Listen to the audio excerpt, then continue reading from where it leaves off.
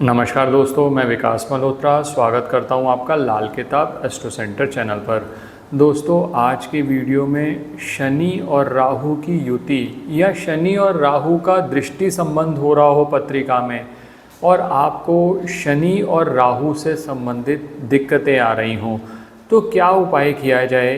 एक उपाय बहुत ज़्यादा पॉपुलर है, एक सूखा नारियल और 10 साबुत बादाम मंदिर या जल प्रवाह करने का।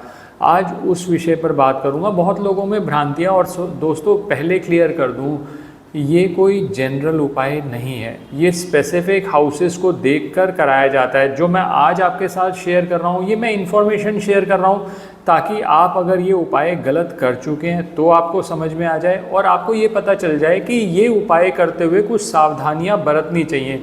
क्योंकि हर व्यक्ति ये सोचता है कि यार एक सूखा नारियल लेना है, 10 साबुत बादाम लेने हैं, फटाफट कर लेते हैं उपाय जल प्रवाह या मंदिर का। लेकिन उसके फ़ायदे की जगह बहुत बार ये देखा गया है नुकसान हो जाते हैं। और मैंने आपको पहले भी अपने कुछ वीडियोस में बताया है, लाल किताब के उपाय कोई ऐसे टोटके नहीं है कि आप हर जगह पर उसको अप्लाई कर दें। लाल किताब के उपाय देखकर, कॉम्बिनेशन देखकर और क्या दृष्टि संबंध बन रहे हैं उसके हिसाब से बताया जाता है। पहले शनि राहु को समझाऊंगा थोड़ा सा कि युति क्या है और फिर उपाय पे बात करूंगा। आप अंत तक हमारे साथ बने रहें।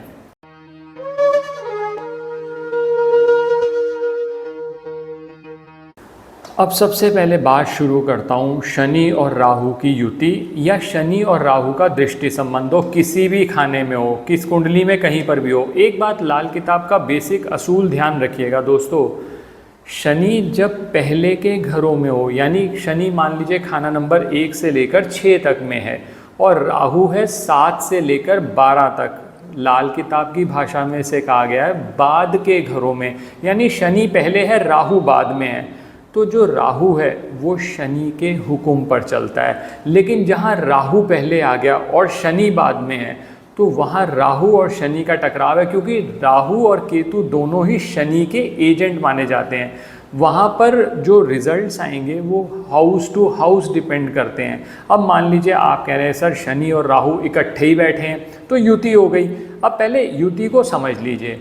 देखिए, शनि को कहा जाता है मौत का देवता। मौत का देवता इसलिए कहते हैं कि खाना नंबर 8 जो मौत का स्थान माना जाता है, शनि और मंगल उसको रूल करते हैं, उनका पक्का घर माना जाता है, पहली चीज़।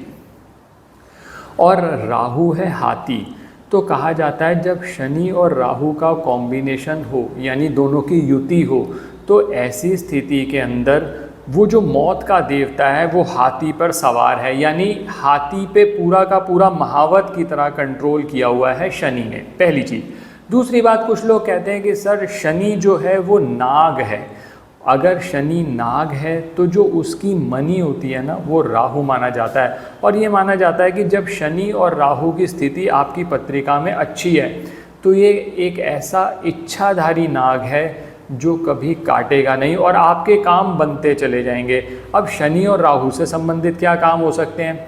शनि से संबंधित आपको किसी भी तरह का अगर बिजनेस करते हैं या नौकरी करते हैं तो शनि तो इन्वॉल्व होंगे होंगे, क्योंकि जो खाना नंबर 10 है वो शनि का पक्का घर माना जाता है। आप खुद सोच के देखिए, खाना नंबर 8, 10 और 11, 10 है आपके प्रोफेशन से संबंधित और 11 है लाभ से संबंधित, और 11वां घर भी जो होता है वो शनि और बृहस्पति दोनों का पक्का घर माना जाता है। इसीलिए कहा जाता है जब शनि और बृहस्पति का कॉम्बिनेशन खाना नंबर 11 में हो तो वो धर्मी टेवा बन जाता है।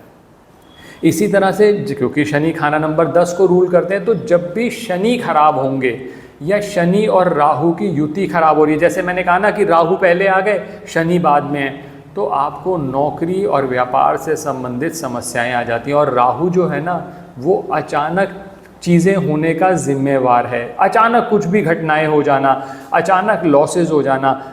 बहुत बार ऐसा भी देखा गया दोस्तों कि अचानक लॉटरी लगने से भी प्रॉफिट हो जाता है। उस समय पर राहु अच्छा फल दे रहा है तो लॉटरी भी लगा देगा, लेकिन लॉटरी के बाद आपने उसको थोड़ा सा कहीं पर कुछ गलत हुआ, कोई दशा गलत हुई तो वो सारा का सारा वाइप आउट भी हो जाता है। और दोस्तों इससे एक और बात इम्पॉर्टेंट है देखना कि आपकी दशा किस चीज़ की चल रही है। शनि की चल रही है, राहु की चल रही है। शनि में राहु का अंतर चल रहा है, प्रत्यंतर चल रहा है, उससे भी फ़र्क पड़ता है, सबसे फल अलग अलग हो जाएंगे।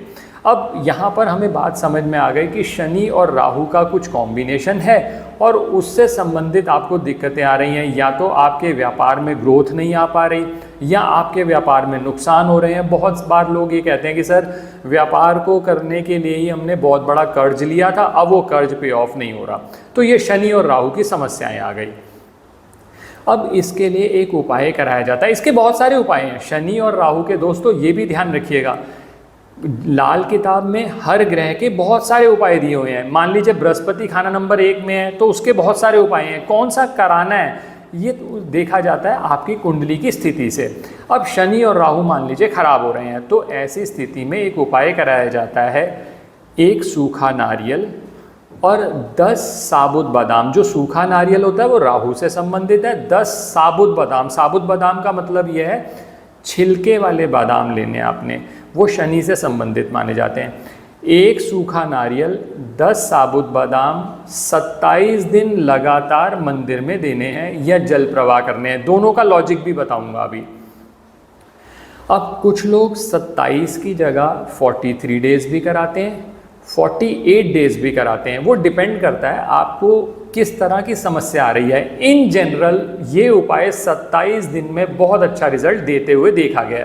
हमारे पास बहुत लोग आए, हमने उनको कराया, बहुत अच्छे रिजल्ट देखे गए 27 दिन में। लेकिन कई जगह पर हमने 27 की जगह 43 डेज भी कराया जहाँ सिचुएशन बहुत ज़्यादा ख़राब हो रही थी। तो वो डिपेंड करेगा हॉरोस्कोप पर। अब इसके अंदर मैंने आपको 2 ऑप्शन बताई, या तो मंदिर में देना है, धर्म स्थान कहेंगे उसको हम, या फिर उसे जल प्रवाह करना है। अब आप कहेंगे सर कैसे करा जाए? भाई बहुत सारे ऐसे लोग हैं जो जल प्रवाह करना चाहते हैं कि जल आसपास सोर्स है, लेकिन बहुत सारे ऐसे लोग भी हैं जिनके आसपास कुछ जल का कोई सोर्स नहीं है, वो जल प्रवाह नहीं कर सकते। ऐसी स्थिति में, क्योंकि मैंने कहा ना स्टार्टिंग में, ये जनरल उपाय नहीं है, तो सबसे पहले ये देखिए खाना नंबर 2 की स्थिति क्या है आपकी जन्म पत्रिका में और वर्षफल में। मान लीजिए खाना नंबर 2 में ऐसे प्लैनेट्स बैठे हैं जो शनि और राहु के शत्रु हैं। ऐसी स्थिति के अंदर धर्म स्थान में देकर आप जब ये उपाय करेंगे तो आपको इसमें फ़ायदे की जगह नुकसान हो सकता है।